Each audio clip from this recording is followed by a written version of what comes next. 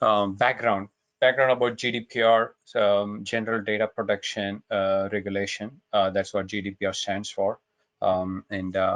So this has been an effective European law since May 25th of 2018. So this has been there for a while. So why we are talking about it now? Because we're seeing a lot of people in the industry still not complying with this requirement, and there is a lot of questions. There is a lot of misunderstanding of this requirement. With some of our customer base, I'm assuming, this probably is the same case in the general case in the market as well. So that's why we wanted to provide this webinar. And then this is like kind of a transformative privacy law, right, with respect to how this data, specifically with respect to European residents, are collected and handled by the organization, not just in the Europe alone, anywhere else in the world, right? So, and they have a wide authority. The whole law is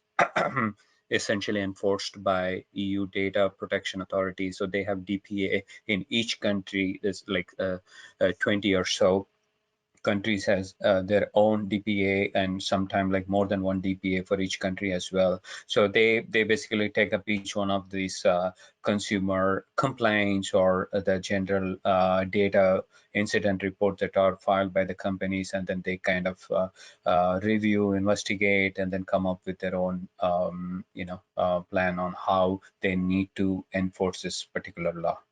So the last bullet point, in my opinion, is the most important one. So GDPR is pretty much applies to any company that collects personal data about EU data subjects, right? Regardless of where the company is established, whether it's in India, whether it's in China, Europe, or in the US. So this law is applicable.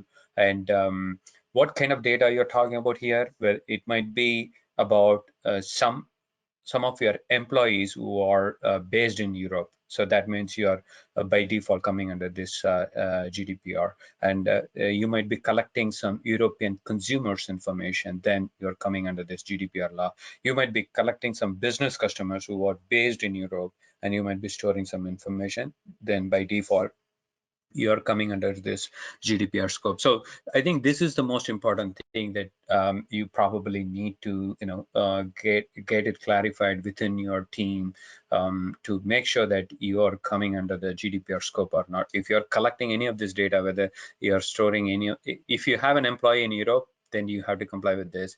If you have, if you're collecting information about any of the European customers, if your website is up and collecting information from them, then you need to. And if you have any customers in the Europe, definitely you need to comply with this, right? For more information, click on the link below or visit databrackets.com.